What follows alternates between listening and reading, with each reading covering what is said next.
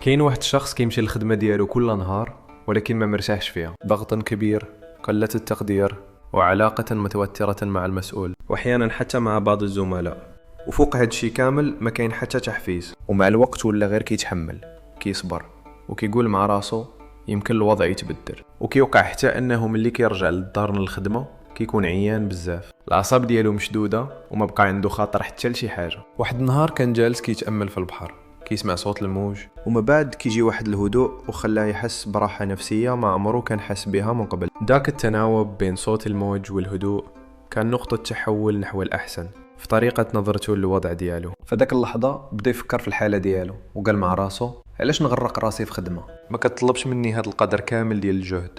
علاش ما نستثمر شويه في راسي؟ كاين ناس بزاف نجحوا في المسار المهني ديالهم حيت بداو يكونوا راسهم، يتعلموا مهارات جديده وحتى لغات اجنبيه رغم قله الوقت والتعب. وكاين حتى اللي ما كان عنده لا شهاده ولا تكوين ولكن بدا يقرا ويتعلم، وشويه بشويه قدر يطور راسه ويطلع في المسار المهني ديالو. وطبعا كاين اللي غادي يقول: ما عنديش الوقت، كنرجع من الخدمه عيان، وحتى الامكانيات الماديه محدوده.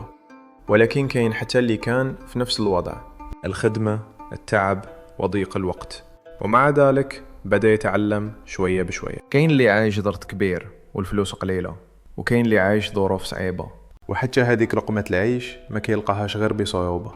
وكل واحد أضرب ظروف ديالو، ولكن احيانا حتى في هاد الظروف كيكون ممكن الإنسان يراجع الطريقة اللي كيتعامل بها مع الوضع ديالو. اش بان ليك؟ نفس الخدمة، نفس الظروف، نفس التعب، ولكن كاين اللي يقدر يطور راسو وكاين اللي يبقى غير كيشكي من الوضع. واحيانا غير واحد اللحظه بسيطه تقدر تكون نقطه التحول اللي تخلي الانسان يراجع راسو ويبدل بزاف ديال الحوايج في حياته للاحسن. الا عجبك هذا المحتوى دير لايك وكون من المشتركين في القناه باش يوصلك الجديد، وقول لي في التعليق اش بان لك. حنا هنا باش نتعلموا مجموعين.